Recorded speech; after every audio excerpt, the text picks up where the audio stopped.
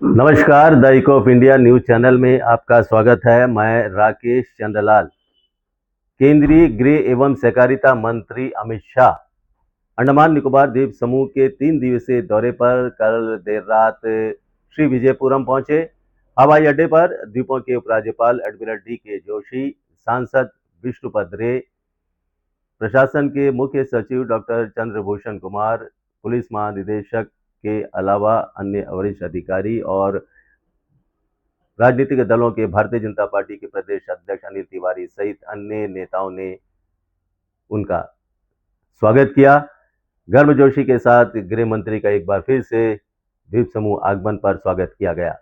गृह मंत्री के आज कई कार्यक्रमों में भाग लेंगे गृह मंत्री, और उनमें से जो वंडूर में जो पार्लियामेंट्री कंसल्टेटिव कमेटी की जो बैठक है उसकी वो अध्यक्षता करेंगे।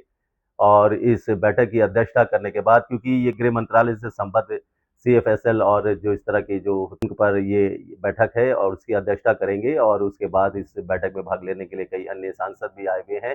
तो बैठक की अध्यक्षता करने के बाद वे जो ITF मैदान है वहाँ पर आज दिन में ही वो न्यू क्रिमिनल लॉ पर एक प्रदर्शनी का उद्घाटन करेंगे, और उसके बाद गृह मंत्री नेताजी स्टेडियम में जनसभा को संबोधित करेंगे। और संबोधित करने से पहले गृह मंत्री कई परियोजनाओं का उद्घाटन भी करेंगे और उनका फाउंडेशन स्टोन भी रखा जाएगा गृह मंत्री के कर कमलों के द्वारा, जिनमें से जिनका उद्घाटन किया जाएगा उनमें से जो गारा चरमा का जो जिला अस्पताल है उसका पहले चरण का वो उद्घाटन करेंगे।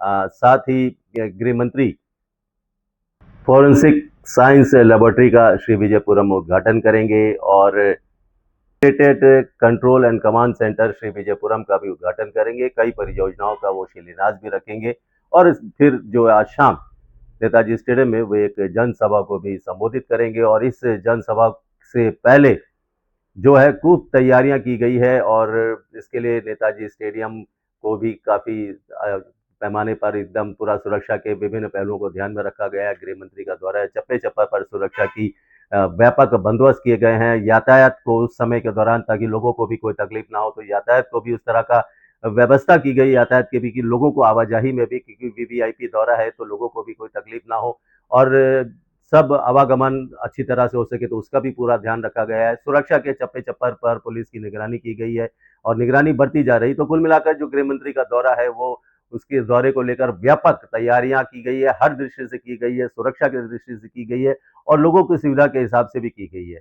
और वंडूर में जो कार्यक्रम है तो उसके लिए भी काफी वहां पर बदलाव किया गया है। जो वहाँ के जो स्थानीय लोग हैं जो आते जाते उस क्षेत्र से, उन्हें देखने को मिला है कि एक बहुत बड़ा बदलाव वहाँ पर सड़कों को लेकर किया गया है। तो ये अच्छी खबर है कि मतलब इस बार हमारे जो बनना तो है ही सड़क, और इस पर टेंडर वेंडर भी कॉल किया गया था, लेकिन और भी हो गया है जैसा कि तुलसीनाबाद वगैरह क्षेत्र के लिए, लेकिन काम हो रहा है।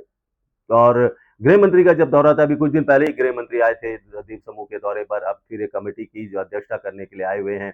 तो इस तरह का जो कार्यक्रम है, उस तरह के जब ये होता है तो इससे ये प्रतीत होता है, इससे सिद्ध होता है कि अंडमान निकोबार द्वीप समूह केंद्र सरकार के लिए कितना महत्व रखता है, और यहाँ का विकास से संबंधित जो भी काम है वो काम करने के लिए केंद्र सरकार प्रतिबद्ध है।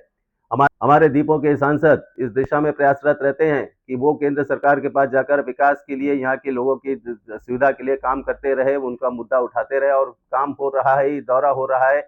और आने वाले दिनों में मैं बार बार कहता हूँ, आपको दिखाई देगा, मौसम साफ रहा तो बहुत कुछ बदलाव दे रहेगा। तो आज हम फिर से अब गृह मंत्री का पूरे द्वीपवासी स्वागत कर रहे हैं, और शाम में जनसभा का इंतजार रहेगा, और जनसभा में उस तरह के जो कार्यक्रमों का उद्घाटन करेंगे, शिलान्यास रखेंगे, तो काफी उम्मीदें बढ़ जाती हैं। बहुत बहुत धन्यवाद। नमस्कार।